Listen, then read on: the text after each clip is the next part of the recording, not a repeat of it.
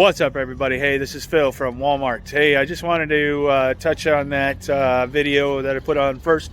That was the way we come in to get to this store here in Richmond, California. It's at the Hilltop Mall, and you saw that as I went by, there's a truck already in the dock and 2 trailers. So I had to wait. I'm still waiting, actually.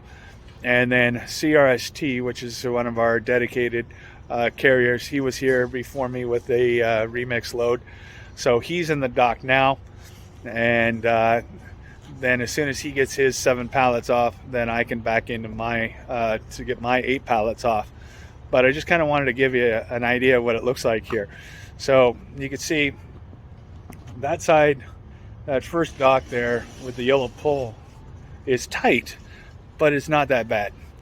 Now the dock he went into is pretty tight as well, but again, not as bad. It's that one on the back side right over there where you can't see the trailer, but it's along that wall, and that wall is very difficult to get next to, because over here on the street you have those yellow poles right across from it. So it makes it a very difficult situation to get into. And then, as you saw just now, there was a car coming behind me. So you're in the middle of traffic, tight docks, tight trailers, and very little room. You can see, again, those are there, and then you got the curb right there across from the dock. So you can't do a lot of pull-ups. So you gotta back it in and get it right the first time. So take your time. That's my suggestion on that. All right, guys, I'll talk to you. What's up, everybody? Hey, this is Phil from Walmart. Right Lane Truck coming at you. It is Thursday night. It's hump day for me. I'm filmed a little bit on the way in today to Richmond. You saw that at the beginning there. And then I just got out and talked about the docks there in Richmond. They're very, very tight, guys. So if you are a West Coast driver out of Sac, Porterville, any of those locations, and you're now going to Richmond for the very first time, take your time backing in there, because it is tight.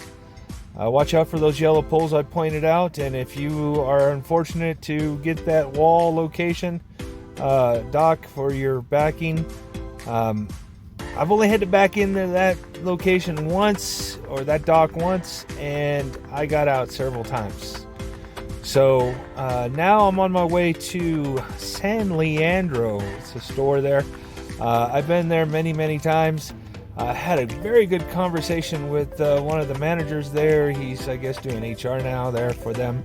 But he used to be out in Pleasanton, and now he's in San Leandro, and he came by just to say hi. We had a good conversation. But to get from Richmond to San Leandro, you have to go I-80 towards San Francisco, and then you'll get on to I-880. So I know I preach right lane trucking, and you see all, I'm not in the right lane, right? Because if I was in the right lane, I'd be going a lot faster. The problem with this is where I'm coming up to is clover leaf, if you want to call it a clover leaf. One direction goes I-80 to San Francisco over the Bay Bridge, the infamous Bay Bridge. The other way goes to 580, and then the other part of it goes to 880. 880 takes you through Oakland, so that's where I'm headed kind of right now, trying to get to 880. Once I get on 880, it does open up. It always backs up through here. This is where I used to take my students the other direction, right around, we'd go into Oakland and then bring them over, heading the opposite direction from here, and get them stuck in traffic and take them to the Richmond location over there, and try to get them shifting gears in traffic and bumper to bumper traffic, on and off, that type of thing. So it was good training for them, and they had to deal with traffic while shifting gears, so that's always a good thing. So getting into San Leandro is not such a big deal. Pretty easy in. I had 22 pallets for them. So after I dropped there, my dispatch had me going to a vendor out in Tracy. I've been to that vendor before. It's Kellogg's, and it's right across from an Amazon I used to pick up from as well. So, and then right down the street from Pac Med, which is another client that I used to pick up. So I'm very familiar with that area. It was easy in, easy out. The only issue is, the guard was kind of grumpy. I came to the guard shack. I said, "Good afternoon," very bright, and she's like, she was just, "Give me a minute, blah, blah, blah." And I'm like, "Whoa, good. How's your afternoon going?" And I just tried to, say, "Hey, be a little nicer," I guess is what I was trying to get at. And then from San Leandro, or from the Tracy location, pick up that, take that to McCarran, and then pick up another load, and I'm on my way back to, I won't call it the Bay Area, the Sacramento area, which is really Vacaville and Dixon. So I've got two stores, dry load again and remix, and drop those, and then I guess head back, because they haven't given me anything yet, so maybe they'll add another vendor to do a backhaul again. So I ended up with just under 450 miles, so I came in at 443, I think, for today. Mainly because if you saw at the Richmond store, we had one truck at the dock, another truck waiting. That took a lot of time. And then when I got to San Leandro, I had 22 pallets to be offloaded, so that took some time.